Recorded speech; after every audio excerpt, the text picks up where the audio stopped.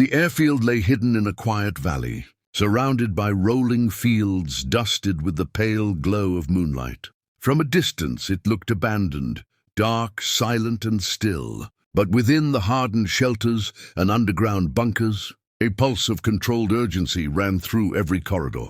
Mechanics whispered over checklists, officers studied tablet screens, and the hum of emergency generators vibrated through the concrete floor like a distant heartbeat. Everyone knew what tonight meant.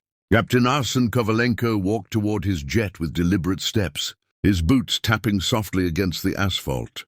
He had flown hundreds of missions, from low-altitude reconnaissance runs to daring escort operations.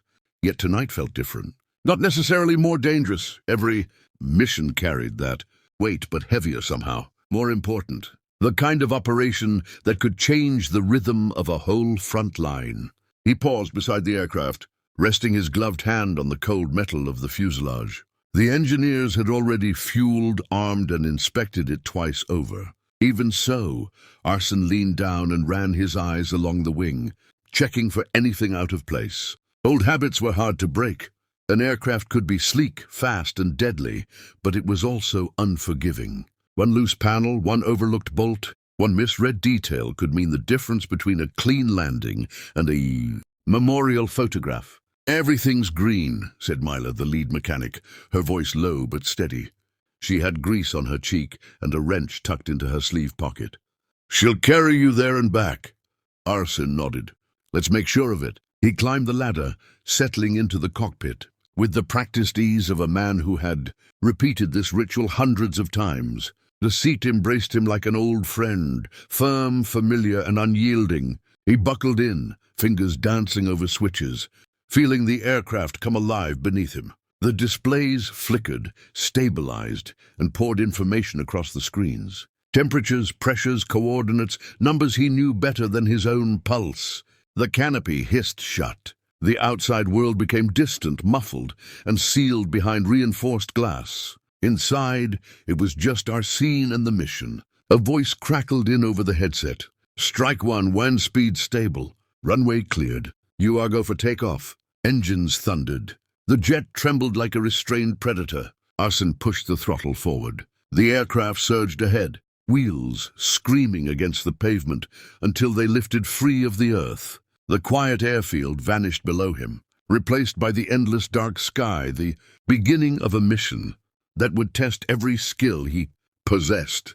The clouds parted just as Arsen crossed into hostile airspace, revealing a sprawling landscape below, dark forests, winding roads, and the faint shimmer of distant river channels. The moonlight glinted off the wings of his jet as he descended to attack altitude, easing the throttle to avoid drawing unnecessary attention. The world outside the cockpit felt unreal, like a silent map spread open beneath him, waiting for a single decisive mark. His onboard computer highlighted the target area, a Russian logistics base tucked behind a line of old warehouses and fuel depots. Satellite photos from the briefing room came alive in real time as Arsen's sensors mapped the structures below.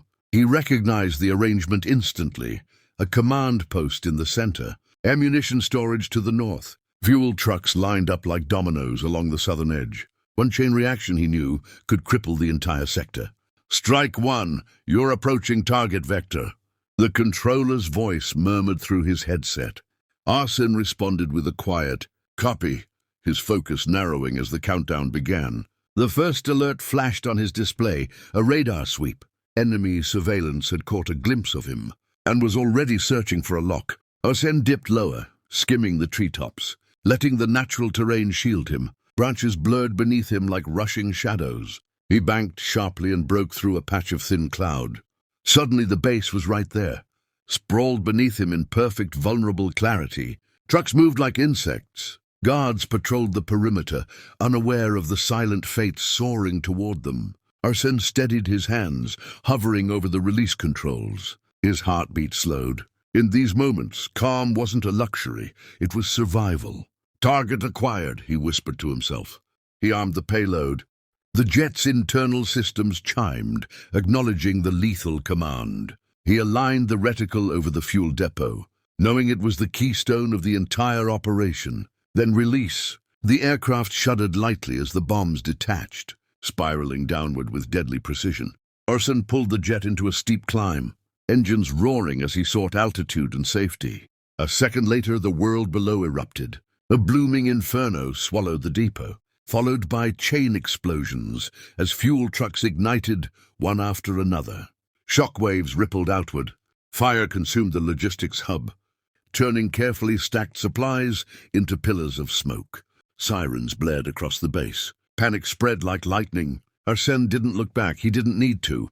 The fireball lighting the night behind him was proof enough. He had hit the target, but the danger was only beginning. Arsen had barely cleared the rising smoke when the first alarm shrieked through the cockpit. His threat display flared red and unmistakable, sign that enemy radar had locked onto him. The calm he had felt during the strike evaporated instantly, replaced by sharp, cold focus. Missile launch detected. The onboard system warned in its flat mechanical tone. Arsen didn't wait for confirmation. He rolled the jet into a hard left turn, the G-forces punching into his chest like a hammer. His vision tightened briefly at the edges, but he gritted his teeth and held the maneuver. The first missile streaked past, a glowing spear of fire hurtling into the night. Another alarm, a second launch, then a third. The Russians had clearly anticipated retaliation after losing the logistics hub, and they were throwing everything they had at the sky. Arsen dove sharply, letting the forested terrain rise up to meet him. Trees whipped past beneath his wings, close enough that he could make out individual shapes under the moonlight. He fired flares. Bright streaks shot from his aircraft, burning trails into the darkness. One missile veered off, fooled by the decoys, but the others stayed locked. These were the smarter kind, the persistent kind.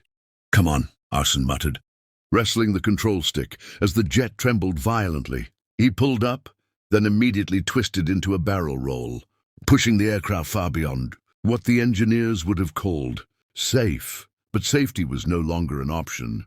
Survival was the only metric left. A deafening explosion went off behind him. The jet lurched forward as shrapnel peppered the tail section. Warning lights flared across the dashboard. Stabilizer damage. Minor engine spike, hydraulic fluctuations.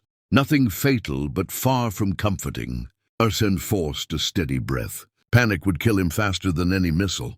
He checked his radar, only to stiffen. A new signal had appeared on the screen, closing fast.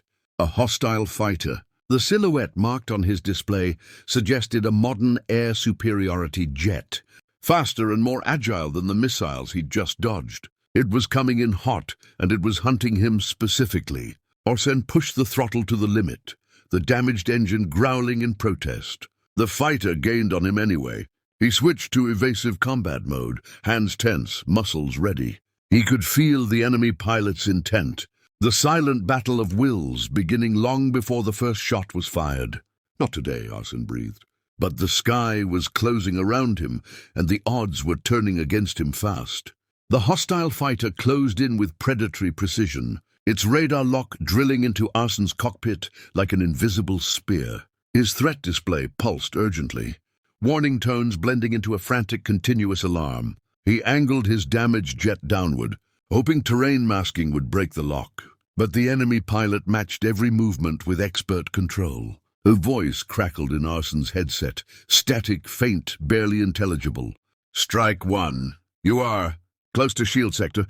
Hold on." He didn't know who sent it. He didn't have time to ask. The enemy fighter fired. A bright lance of light streaked toward him. A missile, fast and unforgiving. Arsen flipped the jet into a desperate corkscrew, flares spraying like burning stars behind him. The missile deviated slightly, confused for a heartbeat, then corrected course. "Smart missile." "Very smart." "Not good," Arsen muttered through clenched teeth. He yanked the stick, forcing the aircraft into a bone-shaking dive so steep it felt like the sky was falling on top of him. The missile followed. The enemy fighter followed. The alarms screamed. Just as he leveled out over a dark stretch of forest, the ground erupted in a burst of blinding light. At first, Arsen thought it was another missile, until he saw the trajectory. It wasn't coming toward him.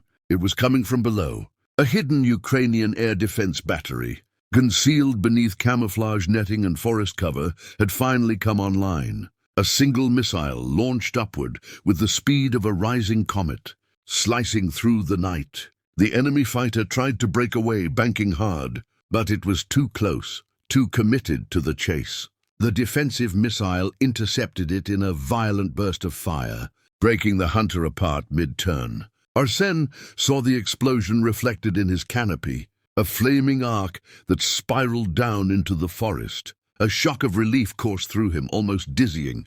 His pursuer was gone, but his own jet was barely holding together. Warning lights still flickered. Fuel levels dropped rapidly. Hydraulics whined with every movement. "Strike one, you're clear. Head north. We've got you," the radio repeated, clearer this time. Arsen adjusted course toward home territory. Each kilometer felt like an eternity. Dawn began to rise on the horizon, casting a pale gold glow across the sky. The moment his landing gear touched friendly runway soil, the tension in his chest finally released. He shut down the engines and let the silence wash over him. The mission was a success, but the escape would stay in his memory far longer than the explosion he left behind.